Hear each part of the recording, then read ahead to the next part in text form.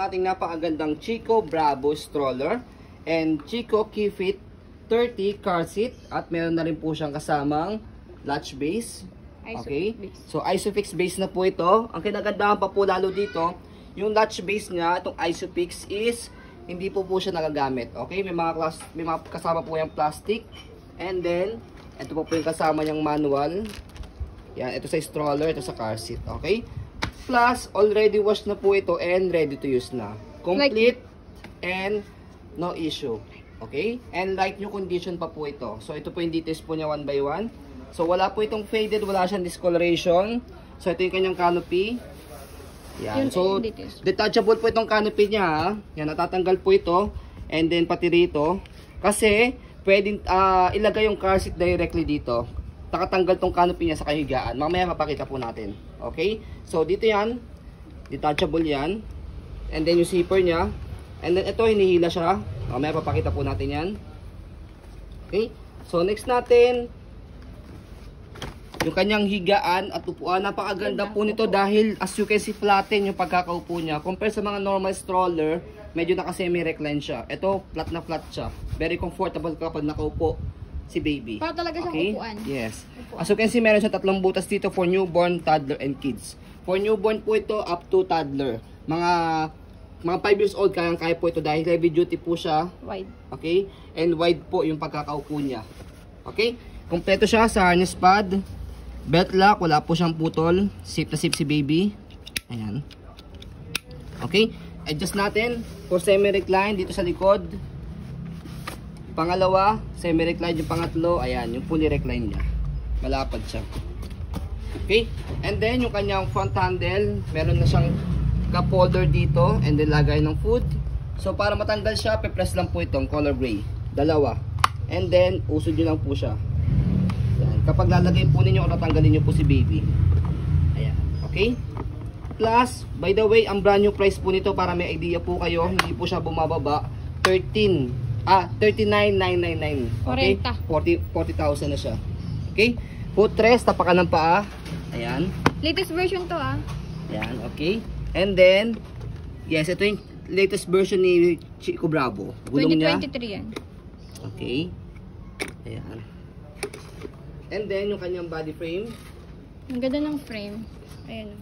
Wala siyang masyadong yung hard scratch. Wala siyang masyadong hard scratch. Ayan. Pati yung logo, kitang-kita. Kaya light yung condition pa siya. Ayan. Even dito, kasi dito kasi madalas may scratch eh.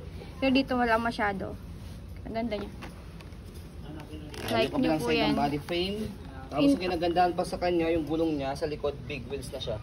Okay, kaya comfortable sa big baby. Sa likod, stopper niya, isang tapak lang dyan. Yung stopper niya, walang masyadong dumi. 5 times lang ata ito nagamit eh. Okay, basket niya malaki. Marami kayo pwede mailagay. Ito yung likod. So, by the way, dito siya ina-adjust kapag gusto niyo po siya iupo, press niyo lang po ito, and then angat. And as you can see, na-adjust siya rito. 1, 2, 3 level. Press niyo po ito, 2, semi-recline, 3 yung pinaka-fully recline niya. Okay? Yung kabilang side ng body frame, ay yung kabilang side ng gulong, ayan. All in good condition. Hindi siya inflatable kaya hindi siya nabubutas. And then, sa handle niya, yan, wala siyang tear. So, sa parents, meron din siyang cup holder dito. And then, meron siyang lagayan dito ng cellphone or anything, wipes, na pwede nyo mailagay dito. Okay? Fold. So, next natin, kung paano siya i-fold, dito lang po. Open nyo lang po ito. And then, may nakalagay naman dyan, slide then lift. Yan, slide. Itong isa. Yan, aangat po ito. Ito po yung slide nyo po. Para matanggal yung lock niya dito. And then, hawak lang dito. Easy lang pala siya. Ganun lang siya. Maliit lang siya pag nakapo. Yes. Tatanggalin nyo lang po itong handle niya para at least maliit lang siya kapag ilalagay sa sasakyan. Okay? Or tapos, wala siyang lock. Naka-auto lock siya. Iaangat nyo lang siyang ganyan. Yan. May bit-bitan di pala doon. Okay? And then, next natin yung kanyang car seat. Ayan. So, naka-attach na siya. Ito yung frame. Okay, tatanggalin din natin siya. Ayan yung kanyang holder. And then, ito yung kanyang canopy. Ayan. Ganda ng condition po nito. And then, ito yung kanyang yung higaan niya, newborn pad. Kompleto sa head, sa body. Okay. Yung kanyang harness pad, belt lock. Ayan, safe na safe si baby. Wala po yung putol. Ayan, okay. So, dito siya ina-adjust. Press nyo po ito. Hatakin nyo po siya. Pagka ina-adjust nyo po siya paglalagay si baby. Okay. And then, hatakin nyo lang po ito kapag sisikipan nyo na siya. Slowly. Okay. And then, kapag katanggalin po siya sa pinaka-base niya. So, ayan, dito sa likod. Press nyo po itong color orange. Ayan, ganun lang siya kadali. And then, kapag lalagay naman po dito sa sa stroller, nakapaganyan siya. And then, mag-auto lock po yan. Yan, okay? May tunog. Magkiklik naman po yan, mag-snap naman po yan kapag naka-lock na siya. So, ayan po yung setup niya kapag naka-lagay yung kanyang car seat. Sample po, may toddler kayo sa newborn. Yan, yung toddler nyo, pagod na maglakad, pwede mag-stroller, tapos yung baby nyo sa carrier. Tapos, pag ayaw na ni toddler maglakad, pwede ilagay nyo yung carrier dyan. Kaya maganda po siya. And then, ito yung latch base niya. So, hindi po ito nagamit. Okay? By the way, si car seat and latch base, meron po yung expiration for your information po. So, manufacturing date ito no, 2023. Kaya bagong-bago po ito, latest version. Hanggang 2029. So, matagal nyo pa po ito magagamit. Mabuhay na walang kalawang. Yan. Kita nyo. So, bakit po siya merong tip lang po namin sa inyo, expiration? Siyempre, dahil po sa material use. Pangalawa, lalo na po ngayon, sa mga aksidente sa sasakyan, so, siyempre, unsafe na po sa baby kapag ipapagamit na po meron damage. Yung latch base or yung car seat. Okay? Kaya kami, pag kumukuha po kami ng car seat, siguradong hindi po expired. Ano, ang ganda kulay. Okay. Wala pa siya dong gas-gas. Kasi hindi po ito nagamit talaga. Yes. Hindi nagamit. Okay? And then ito po yung kanyang mga plastics. Ayan. Yung frame ng car seat. Okay? And then next natin, sige try natin.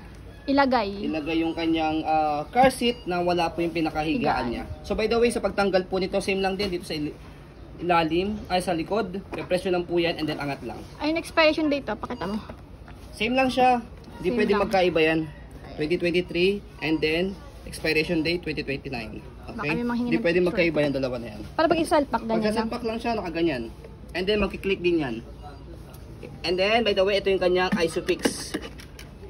Yung lock niya. Okay? Mas madali install sa sasakyan kapag ISOFIX. Ayan. Okay?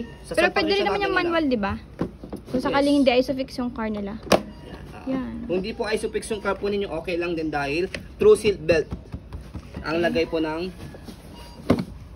car seat. Ayan. So, sa pagtanggal po nito, sige, sama na natin yung video. Itong canopy, ito, unahin natin sa kanyang belt, sa kanyang zipper dito. And then, pangalawa, ito. Baba nyo lang po siya. Push. Ayan. And then, ito, hilahin nyo lang siya. Ayan. Ito kami tanggalin. Okay, and then next, ito. Yung canopy niya rito lock sa gilid, aangat nyo lang siyang ganyan.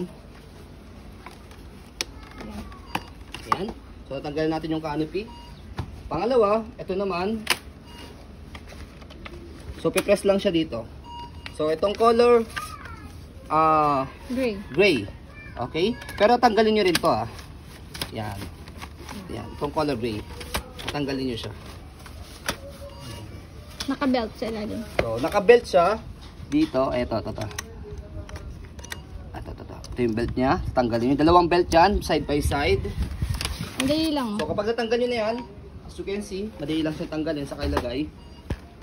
Kapag yan yung pinaka mismong frame niya na, okay, lagay na natin yung car seat niya. Kung, by the way, kung newborn pa lang po yung baby po ninyo. Yan. Yan. Kung newborn pa lang yung baby po ninyo, para at least, kung gusto niyo pong hindi mo nakasama yon. Kung gagala kayo, yan lang.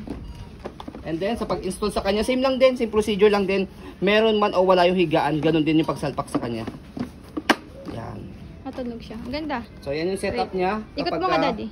Nakatanggal yung kanyang canopy sa kayong higaan niya. Adjustable ba yung handle? Yes. By the way, additional po pala, adjustable po itong handle niya. Depende po sa laki na magtutulak. Di ba ang ganda niya? Wow. Ikot mo. Okay, and then meron pa sa basket niya, meron siyang pocket dito Yan. Pwede ko lagyan ng tumbler dito. Wipes. Cute. Ayan. All in all, wala po itong issue like yung condition. And then yung kanyang latch base is never been used. Kompleto. Jackpot pa. Okay, so sa mga naghahanap ng Chico Bravo na 3-in-1, yan. na mas mura from the brand new price. Almost half, no? Yes, grab nyo na po ito. Minsan lang yan mag-stock. Years. So yun po, as you can see, very details po kami sa po pag-video kasi ang aming shop policy, no refund, no exchange, what you see is what you get. So yun po, maraming salamat. Have a nice day and God bless po.